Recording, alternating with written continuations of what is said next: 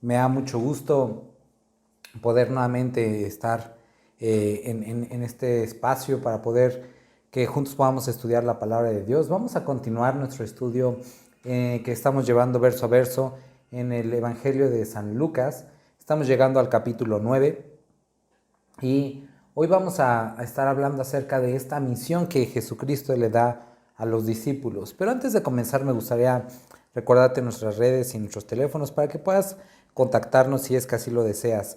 Puedes mandarnos un mensaje de WhatsApp al 2226 03 1403. Vuelvo a repetir, 2226 03 1403. O puedes buscarnos en Facebook. En Facebook aparecemos como Calvary con V e Y, Calvary Chapel Puebla, o en www.calvary Chapel Puebla, y ahí puedes descargar nuestros estudios en audio y en video. Perdón, olvidé presentarme al inicio. Soy el pastor Iván Olasco y como cada viernes estamos estudiando la Biblia verso a verso. Pues vamos al capítulo 9, vamos a iniciar con una oración. Padre, te damos muchas gracias por esta oportunidad que nos das de poder estudiar tu palabra, de poder ser dirigidos por ti. Te ruego que hables a nuestros corazones el día de hoy, Dios. Amén. Bueno, pues como les comentaba, estamos en el capítulo 9 del Evangelio según San Lucas. Dice, habiendo reunido a sus 12 discípulos, les dio poder y autoridad sobre todos los demonios y para sanar enfermedades, y los envió a predicar el reino de Dios y a sanar a los enfermos.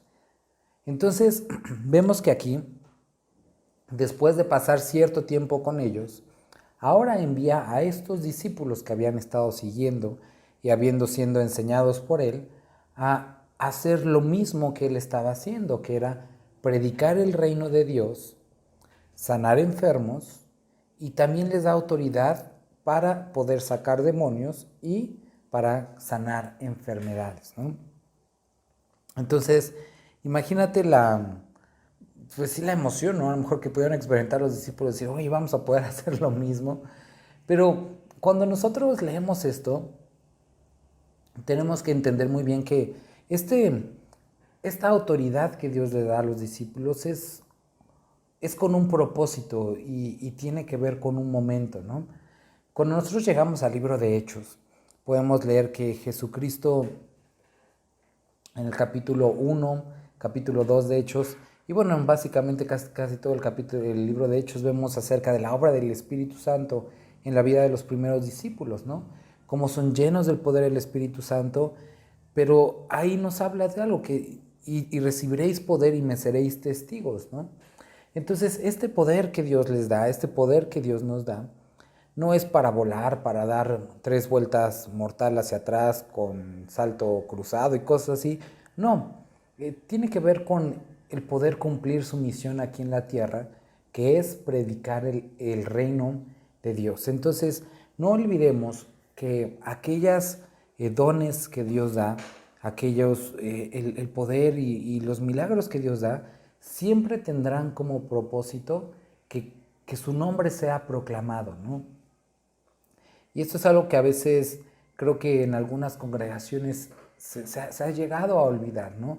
Que el protagonista de todo esto tiene que ser Dios, no un hombre, no una iglesia, sino Dios. Entonces, siempre que sucedía algún milagro, podemos leer a continuación las palabras y las personas glorificaron a Dios, ¿no? Y eso es, qué importante es que eso esté constantemente en nuestra vida.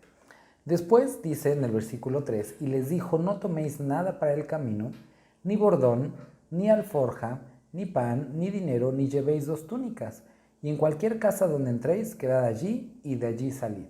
Y donde quiera que no os recibieren, salid de aquella ciudad, y sacudid el polvo de vuestros pies en testimonio contra ellos. Y saliendo, pasaban por todas las aldeas, anunciando el evangelio, y sanando por todas partes. Entonces, aquello que habían aprendido y que habían visto hacer a Jesús durante un cierto periodo de tiempo, ahora ellos era su responsabilidad pues llevarlo a cabo. Ahora, dentro de las instrucciones que Jesucristo les da, es que no lleven ningún tipo de provisión, ¿no? Entonces no podían ya ni su mochilita, ni su café, ni nada. Era, vayan así y en cualquier casa donde entréis, quedad allí. Entonces, en otras palabras, donde los reciban, ahí quédense. Si les dan de comer, bien. Si no les dan de comer, pues ni modo, ¿no? Cuando nosotros leemos el libro de Mateo, tiene el mismo relato, está en el capítulo 14 de Mateo, pero, perdón, no es el capítulo 14, es el capítulo 10 de Mateo. Les dice, y quiero leérselos, empieza en el versículo 9, dice, capítulo 10, versículo 9, no os proveáis de oro, ni plata, ni cobre en vuestros cintos, ni de alforja para el camino, ni de dos túnicas, ni de calzado, ni de bordón, porque el obrero es digno de su alimento. Mas en cualquier ciudad o aldea donde entréis, informaos en ella, quién en ella sea digno y posad allí hasta que salgáis. ¿Qué es lo que nosotros podemos entender de esto? Jesús estaba promoviendo un tipo de cultura de imprudencia en la que, pues así como que salían como mochileros y como tipo hippies y a ver qué encontrar en el camino, no.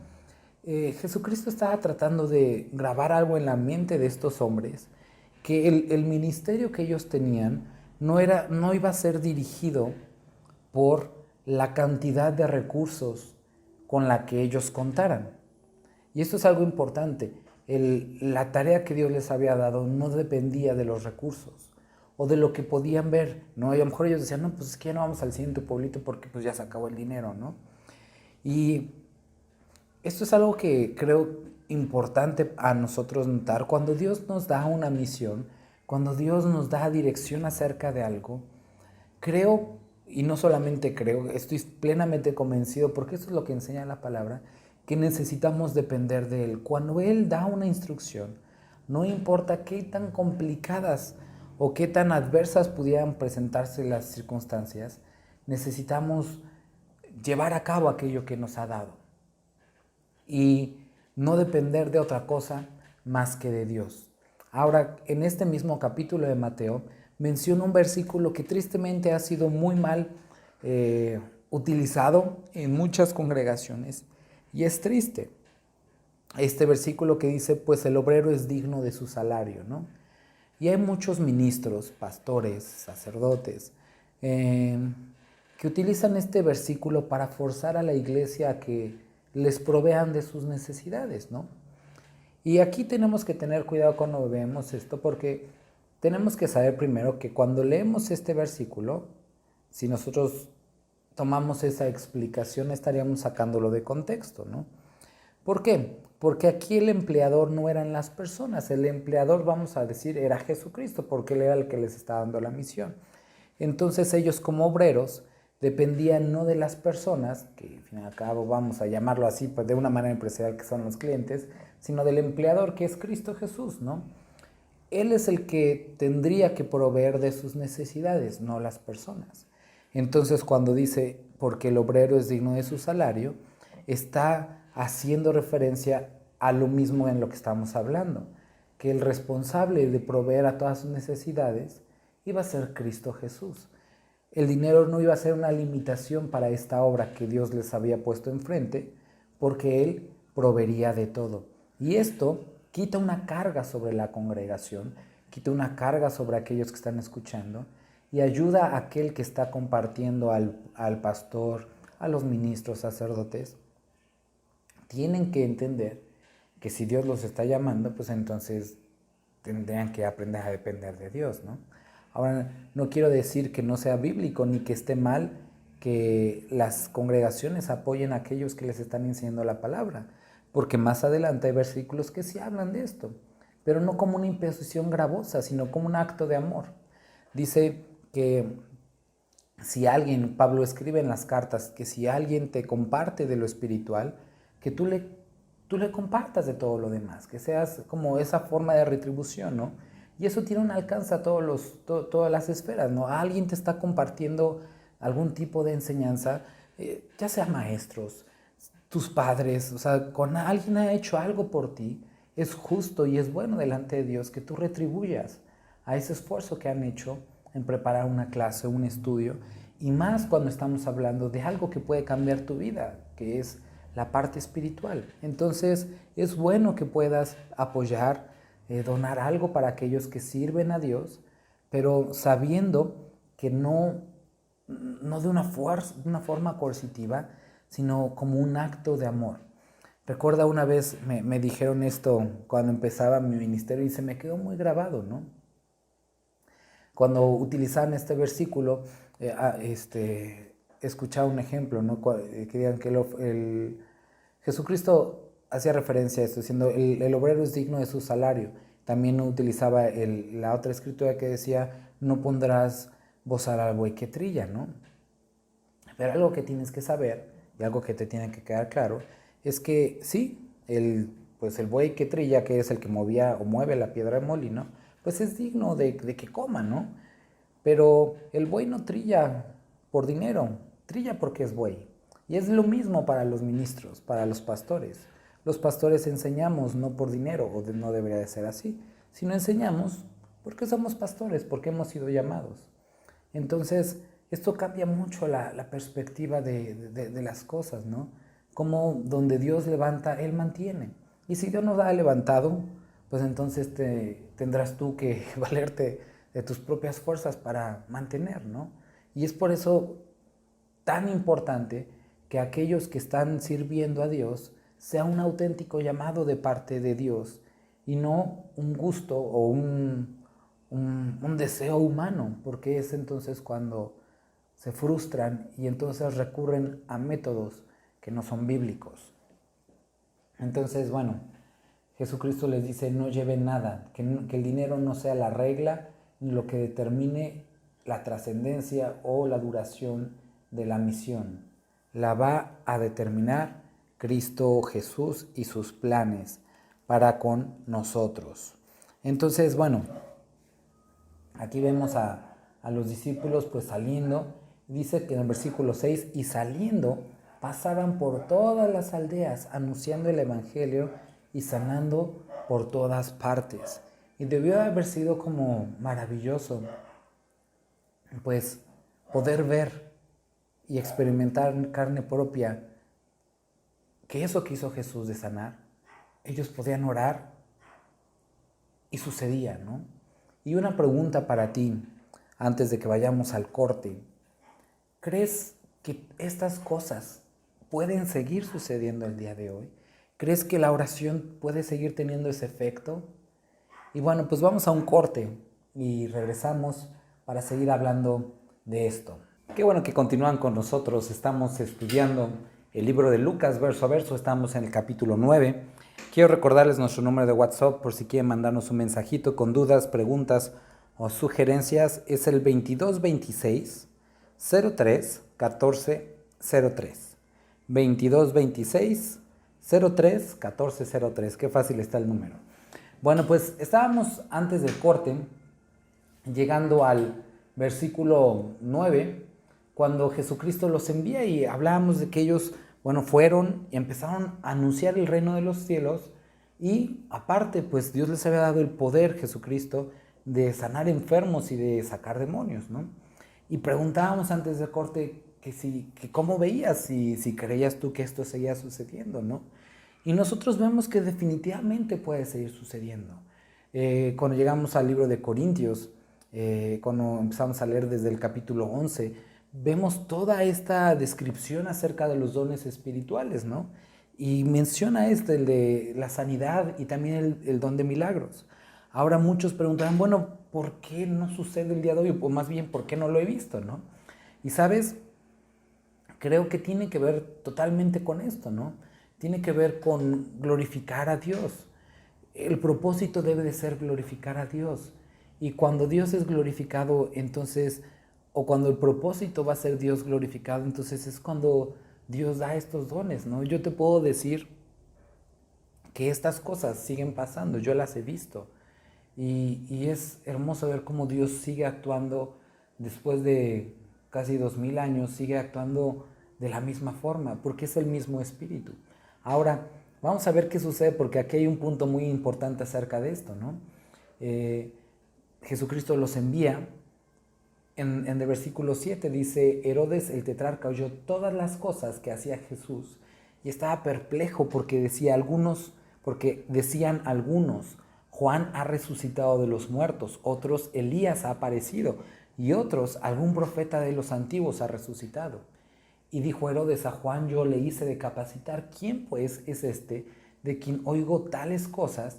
Y procuraba verle. Vueltos los apóstoles, le contaron todo lo que había hecho y tomándolo se retiró aparte a un lugar desierto de la ciudad llamada Betsaida. Aquí vemos algo muy importante para complementar lo que vengo diciendo. Después de que suceden todas estas cosas, ellos regresan muy emocionados, ¿no? Contando a Jesús, mira Jesús, es que oramos y salió el demonio. O sea, imagínatelos ahí emocionados contando esto, ¿no? Ahora, al mismo tiempo nos pone aquí una historia, nos dice que Herodes el tetrarca, él había asesinado a Juan el Bautista. Juan el Bautista compartió antes que Jesús, Juan el Bautista era primo de Jesús. Entonces, él captura a Juan el Bautista, Herodes tetrarca, y lo decapita. Pero dice que aquí seguía escuchando cosas, pero ahora de un Jesús. Y él dice, ¿quién es este Jesús del que escucho, no? Y habían personas que decían que era Juan que había resucitado, otros decían que era Elías, otros decían que era un profeta de esos antiguos que había resucitado, ¿no? Y Herodes tenía esta duda y quería saber quién era, ¿no? Ahora aquí hay algo muy curioso porque acá nos acaba de escribir que los que estuvieron haciendo toda esta obra durante todo este tiempo fueron los discípulos, Jesucristo los envió. Entonces se vuelve súper interesante que las personas, a pesar de que eran los discípulos orando por los enfermos y todo eso, los dirigían a Jesucristo. Y aquí vemos a Jesucristo glorificado, al Padre glorificado, y la fama de quien se hacía más grande no era de los discípulos, sino era de Jesucristo. Y qué interesante es esto, ¿no? Que ellos, a pesar de todo este trabajo que hicieron durante este tiempo determinado, las personas seguían poniendo sus ojos en Cristo Jesús. Y qué importante es que nosotros como creyentes podamos vivir esto, que las personas puedan ver nuestras vidas, las cosas que hacemos bien, y que eso los lleve a adorar a Cristo Jesús. No a nosotros la gloria, sino a Dios sea dada la gloria. Y espero que la verdad, si tú estás escuchando esto el día de hoy, puedas cambiar, más bien podamos cambiar nuestra forma de actuar y que pueda ser Cristo glorificado en medio de nosotros.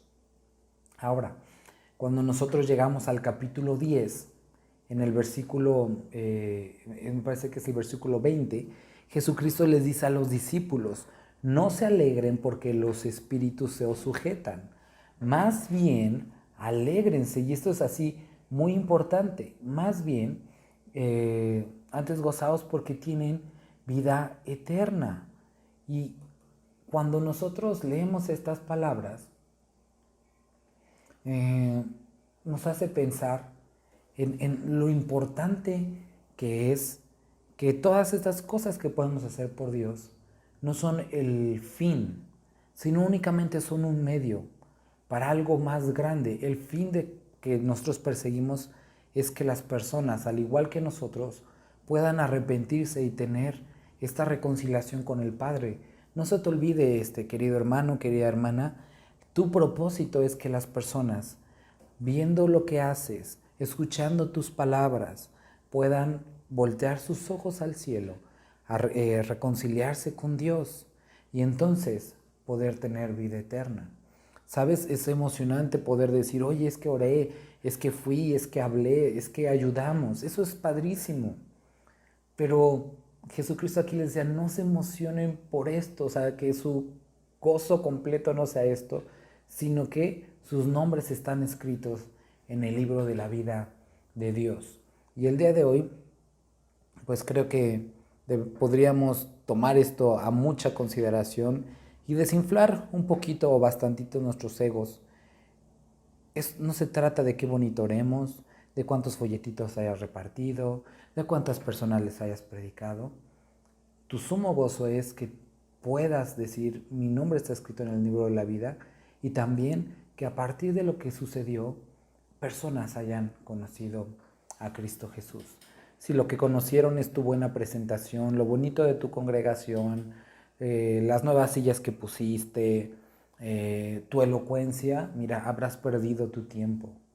Lo que las personas necesitan es escuchar de Cristo Jesús. ¿Sale?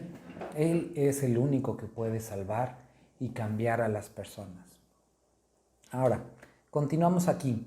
Cuando Jesucristo regresan los discípulos, dice que los tomó aparte y se retiró a un lugar desierto de la ciudad llamada Betsaida. Cuando nosotros leemos el capítulo 14 del libro de Mateo, que es el relato complementario de este, nosotros vemos que, bueno, aquí vimos una pequeña partecita, pero ahí lo habla de más específicamente. Juan el Bautista es decapitado. Entonces, sus discípulos entierran el cuerpo y van y dan aviso a Jesús de lo que había pasado. Y en el capítulo 14 nos dice, oyendo Jesús estas cosas, se retiró a este lugar desierto afuera de la ciudad llamada Betsaida. Entonces vemos que después de entender y de escuchar la noticia de Jesucristo, se quiere retirar a un lugar aparte, ¿no? Y podemos pues entender, es de alguna manera normal, acaban de asesinar a su primo. Y en otras ocasiones hemos visto cómo Jesús se entristecía, incluso cuando Lázaro muere, dice Jesús lloró, ¿no? Ahora, no porque él supiera o porque no entendiera a dónde iban ellos, sino porque podía ver el sufrimiento de las personas, ¿no? De los que le rodeaban. Entonces Jesús va en este momento difícil simplemente a pasar un tiempo solo. Ahora, cuando está ahí, dice que aquí en el versículo 9, cuando la gente supo que estaba ahí, le siguió y él les recibió. Esto es asombroso de nuestro Dios, de nuestro Señor Jesucristo.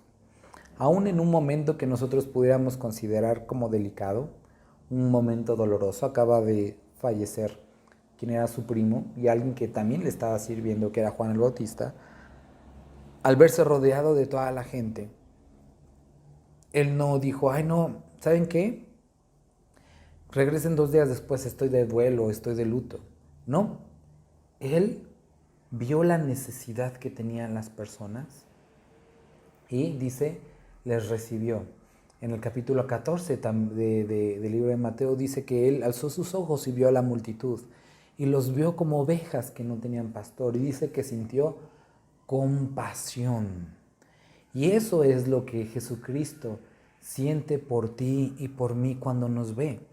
La semana pasada hablamos y explicamos esta palabra, compasión, cuando nosotros vemos el original en griego, hace referencia a este movimiento cuando se vuelcan todos nuestros intestinos o todos nuestros órganos, ese vuelco en el corazón que llegas a sentir cuando tienes emoción fuerte, que sientes como que todo se te mueve por dentro.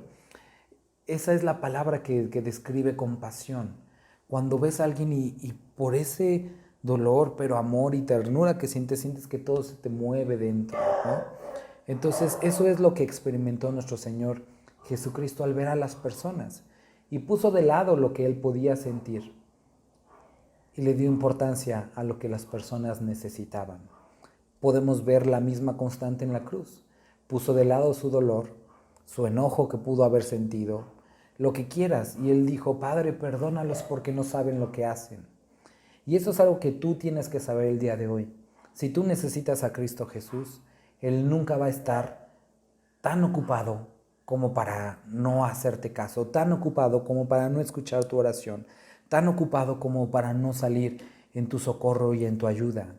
Tenemos a un Dios que está con sus ojos puestos sobre nosotros. Es lo que dice Segunda de Crónicas, capítulo 16, versículo 9. Los ojos de Jehová están sobre la tierra, viendo a aquellos con un corazón conforme al de Él, viendo en quién manifestar su poder. Entonces podemos ver que Dios quiere mostrar su poder, que Dios está viendo a la tierra.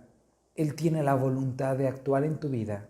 Simplemente está esperando que tú abras tu corazón y Él entonces puede actuar en tu vida. Podría hacerlo por la fuerza, Pero Jesucristo, nuestro Dios, no es así. Él no hace las cosas por la fuerza. Él ha puesto en nosotros la capacidad de decidir y espera a que nosotros tomemos la decisión de acercarnos a Él, y entonces Él puede obrar.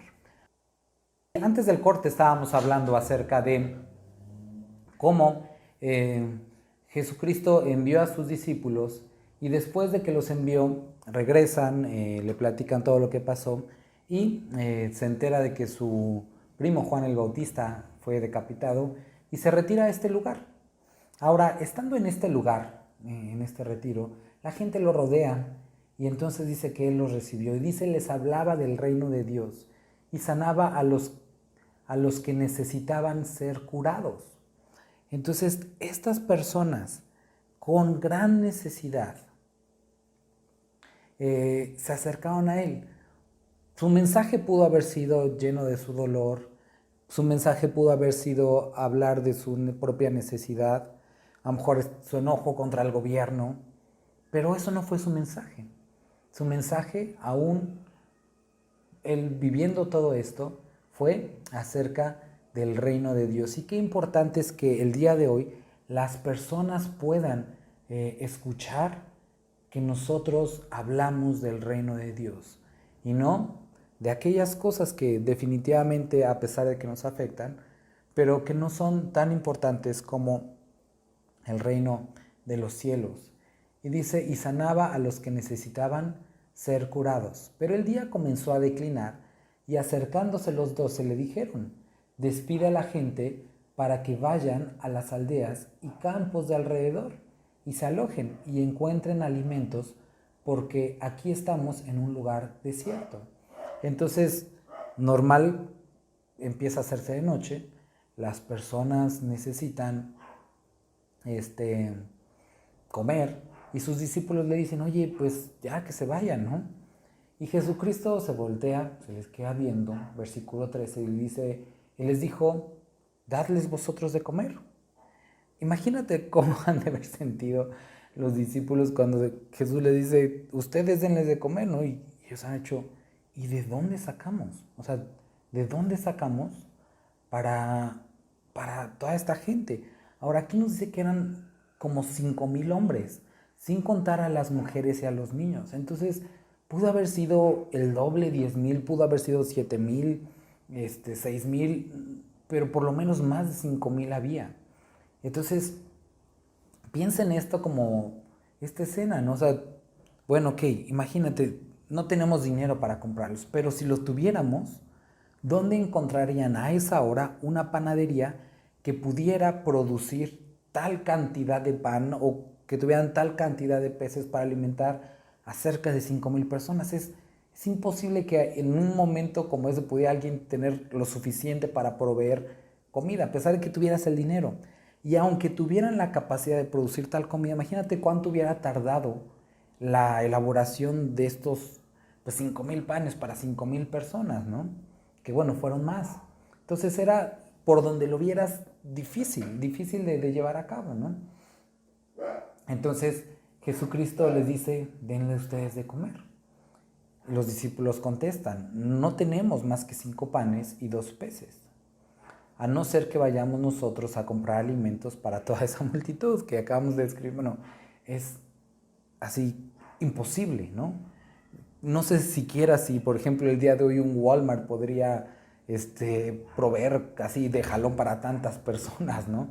Dice, y eran como 5,000 hombres. Entonces dijo a sus discípulos, hacerlos sentar en grupos de 50 en 50. Ahora, cuando tú le decías a una persona, toma asiento, como parecido al día de hoy, es, te voy a dar de comer, ¿no? Entonces, imagínate como la incertidumbre que experimentaron los discípulos de, oye, ¿cómo que les digamos que se sienten en serio? ¿De dónde vamos a sacar la comida, no? Y así lo hicieron. Los hicieron sentar a todos. Y tomaron los 5 panes y los 2 peces. Levantando los ojos al cielo, los bendijo y los partió y dio a sus discípulos para que los pusiesen delante de la gente. Ahora quiero que aquí reflexiones en esto. Jesucristo toma lo que los discípulos tenían, era poquitito, o sea, no era vaya, ni siquiera el 1% de lo que se necesitaba, ¿no? Y lo convierte en comida para que todos coman hasta estar saciados, ¿no? O sea, ni siquiera fue de un cachito por persona, sino que hasta que comieran, y nos dice la palabra que sobró. Jesucristo pudo simplemente hacer que apareciera la comida, ¿no? No necesitaba los peces ni los panes que traían los discípulos. Pudo haber aparecido de la nada, pero no lo hizo así, porque quería enseñarle algo a los discípulos y algo a nosotros el día de hoy, que Dios tiene el poder para hacer cualquier cosa, pero que le agrada que nosotros podamos participar, aportando aquello que tenemos a pesar de ser nada. Y Él lo multiplica y lo hace rendir y lo convierte en bendición para mucha gente. El día de hoy puede ser que veas mucha necesidad a tu alrededor, ver que hay mucha gente necesitada y tú digas, ¿cómo es que podemos ayudar a tanta gente? ¿Cómo es que podemos hablarles del amor de Dios? ¿Cómo es que esto? ¿Cómo es que el otro? Mira, tú no te preocupes por eso.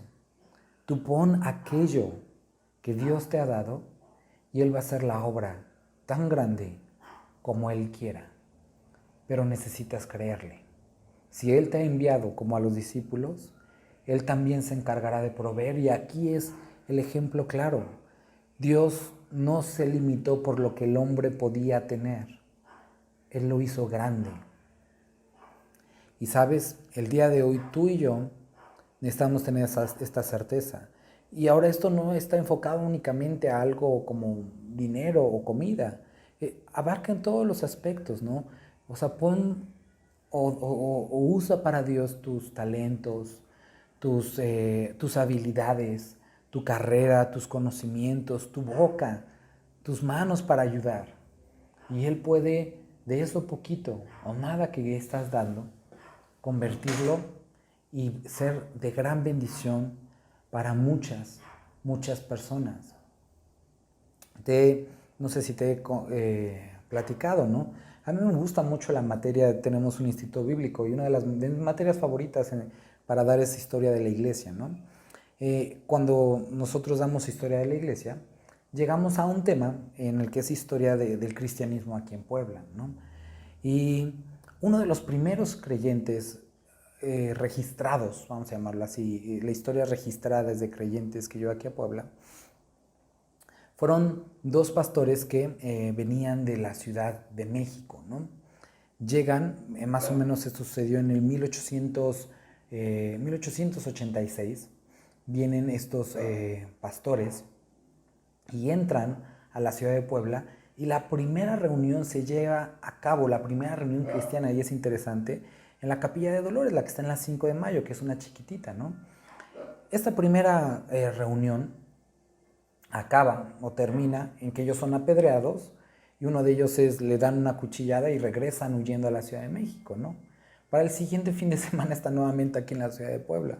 Ahora, pudo haber sido muy frustrante para ellos que así acabó la primera reunión cristiana evangélica aquí en la ciudad. Pero ese pequeño comienzo, con un grupo de 10, 15 personas que registra la historia, pudiera parecer poco, pero gracias a la labor de hombres y mujeres como ellos, es que hoy podemos ver tantas iglesias cristianas o el evangelio en todo el país.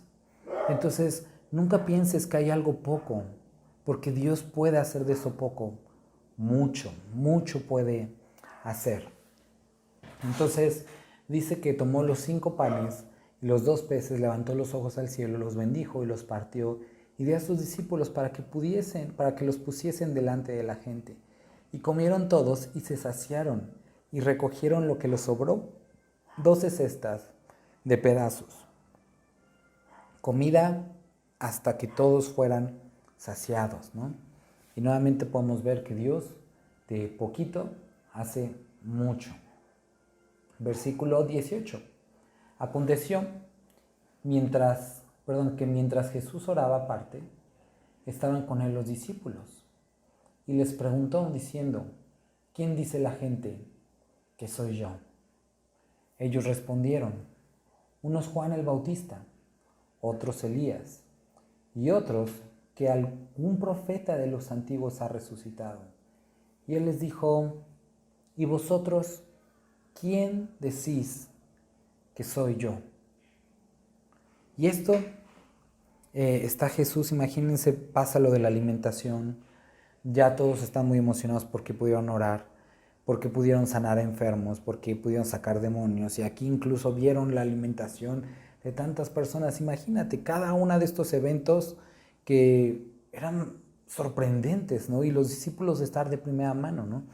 Pero aquí viene la pregunta fundamental en todo esto.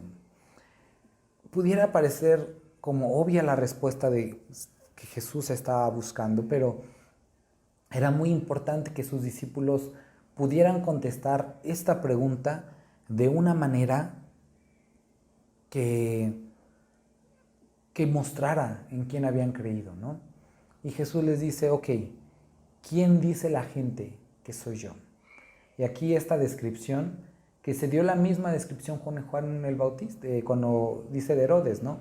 Unos pensaban que era Juan el Bautista, otros que Elías y otros que algún profeta.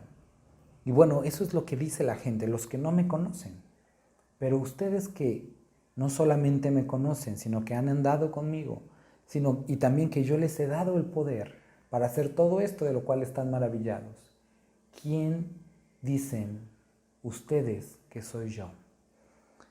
Y imagina el breve silencio entre los discípulos pensando, ¿será una pregunta capciosa que era, no? Y el día de hoy te haría yo la misma pregunta. ¿Quién es Jesús para ti? Esto va a hablar mucho acerca de la relación que tienes con Él. Muchos dirán, pues el que me da de comer. Entonces, ¿a eso se limita a Dios? ¿Al que pone la comida en tu mesa? ¿El que me sana? Y no quiero decir que no debe comer o que no sane o que está mal que nosotros veamos a Jesús como alguien que pueda hacer esto. Pero es importante que nuestra relación con Dios esté basada más que en algunas cosas, o que tenga una definición correcta, una definición bíblica, ¿no?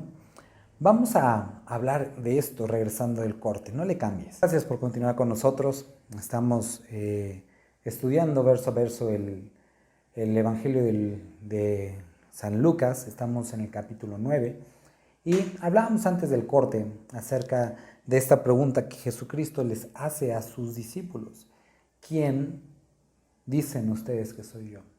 Y esta pregunta te decía que es muy importante que te la puedas hacer. ¿Quién es Jesús para ti? Muchos dirán el que está en la iglesia, el Dios de mis padres, el que comparten ellos, el Dios del pastor. Pero es importante que tú puedas contestar esto, ¿no? Jesucristo ve a los ojos de sus discípulos preguntándoles esto. Ahora, no era malo que la gente pensara que era Juan el Bautista, porque Juan el Bautista era un buen hombre, simplemente no era la respuesta correcta. Tampoco era malo ser identificado con Elías, porque Elías fue un gran profeta, poderoso, pero no era la respuesta correcta. El ser identificado con cualquiera de los otros profetas antiguos tampoco era nada malo, porque habían sido personas respetables, pero simplemente no era la respuesta correcta. Y Pedro, el arrojado Pedro, dice, tú eres el Cristo de Dios. ¿Qué significa la palabra Cristo? Nosotros decimos Jesús, utilizamos la palabra Cristo, pero ¿qué significa? Cuando ellos hablan o dicen para ellos era muy claro quién era esto, pero creo que a veces para nosotros no tanto. La palabra Cristo es la palabra griega para Jesucristo, es la transliteración, la palabra Jesucristo. Jesucristo es esta palabra que significa el Mesías o el ungido de Dios, ¿sale? Ellos sabían que el ungido era aquel que iba a salvar a la nación de Israel, aquel que venía de parte de Dios, con el propósito de reconciliar al pueblo, salvar al pueblo de sus pecados. Es muy importante que tú puedas entender el día de hoy que la misión de Cristo Jesús en la tierra, Él puede y tiene el poder para hacer todo, pero tiene un propósito fundamental que nosotros vemos en el libro de Mateo explícitamente así, muy claro. Y llamará su nombre Emmanuel, que traducido es Dios con nosotros. Y dice, porque Él salvará al mundo de sus pecados. Este es el propósito fundamental de Jesucristo en la tierra, salvar al mundo entero de sus pecados. Entonces, esta es su misión fundamental, querido amigo o amiga que estás escuchando. Todo lo demás que puede hacer por nosotros es adicional, pero no es el objetivo. Y si para lograr su objetivo principal, que es salvarte de sus pecados, tiene que hacer otras cosas, como a lo mejor meterte en una situación estrecha, quitarte el trabajo, lo que sea, ¿no? Lo que sea. Entonces será bien recibido, porque su propósito fundamental es que tú puedas ser perdonado y reconciliado con el Padre. Hay muchas veces que como congregaciones estamos orando por personas para que Dios les dé el trabajo, ¿no? Y no tiene nada de malo, eso es bueno. Pero tenemos que pensar, ¿no? Si posiblemente Dios lo llevó a esta situación para que pueda voltear los ojos al cielo y primero ser reconciliado con Dios, y entonces puede tener un trabajo, pero ya teniendo a Dios, ¿no? Entonces, a donde quiero ir con esto es que es más importante y debemos nosotros estar en nuestra mente que Cristo pueda ser glorificado y magnificado en la vida de las personas. Y una vez que sucede esto, que son reconciliados con Él, todo lo demás es adicional y es bueno y podemos pedir por ello, pero no olvidemos que esta es su misión fundamental, ¿no? Entonces Pedro le responde, tú eres el Cristo de Dios. Versículo 21. Pero Él les mandó que a nadie dijesen esto, encargándoselos rigurosamente y diciendo, es necesario que el Hijo del Hombre padezca muchas cosas y sea desechado por los ancianos, por los principales sacerdotes y por los escribas, y que sea muerto y resucite al tercer día. Y decía a todos, si alguno quiere venir en pos de mí, niéguese a sí mismo, tome su cruz cada día y sígame. Y muchos me han preguntado, y creo que a lo mejor algunos están haciendo esta pregunta, ¿por qué Cristo les habrá dicho, no les digan a nadie? No, es raro, ¿no? Pero Jesucristo tenía, aparte de un momento en el cual iba a ser manifestado como Mesías, había algo importante aquí, que las personas pudieran, así como Pedro llegó a esa conclusión, llegar a esto o sea, no por la fuerza, no por un señalamiento, sino porque el Espíritu Santo, así como a Pedro se lo había revelado. Y es importante que cada uno de nosotros lleguemos a este punto en el que tenemos esta conciencia de que necesitamos a Cristo, que por lo que sea que estemos viendo, digamos, ya hasta aquí llegué, necesito reconciliarme con Dios. Y es entonces cuando la predicación es efectiva. Porque no sé si te has experimentado esto, que hay personas que les dices una y otra vez y nunca quieren acercarse a Cristo, nunca, ¿no? Pero llega un momento que de repente ellos dicen, oye, ¿me puedes hablar de Jesús? Tú dices, ¿qué onda? O sea, ¿cómo? Y es esto que Dios se revela a ellos de una manera así contundente, ¿no? Y entonces las palabras a veces hasta quedan de más. No recuerdo mucho la conversión de una persona que le dijimos, bueno, puedes orar, ora para pedir que pidas perdón a tus pecados a Dios, ¿no? Y él empezó a orar y cuando oró, cuando hizo esta oración, pareciera, sí, en serio, pareciera que estaba recitando el capítulo que si confesares con tu boca que Jesucristo es el Señor, o sea, pareciera que lo estaba recitando porque era Dios, o sea, que se había revelado su vida, ¿no? Y es hermoso cuando esto sucede y entonces hay este testimonio de que Dios es el que está obrando en la vida de las personas. Pues me dio mucho gusto poder estar contigo el día de hoy.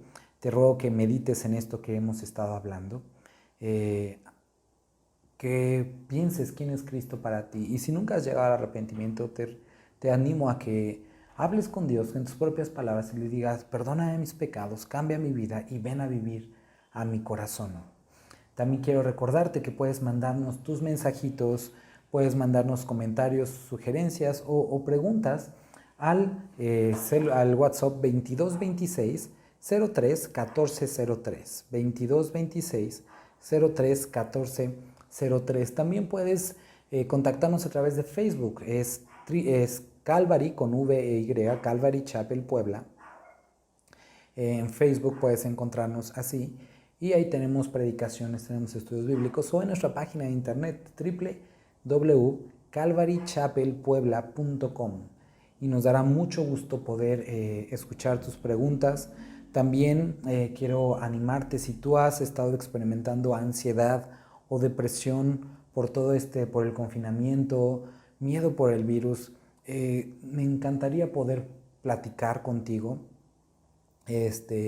y juntos buscar a Dios. Entonces, si tú sientes necesidad de escuchar a alguien, de platicar con alguien, puedes contactarme a este número de WhatsApp 2226 03 1403 y me dará mucho gusto poder platicar contigo. Y te espero la próxima semana a las 5 de la tarde para continuar nuestro estudio verso a verso en el libro de Lucas. Muchas gracias por tu atención y que tengas una excelente tarde. Hasta luego.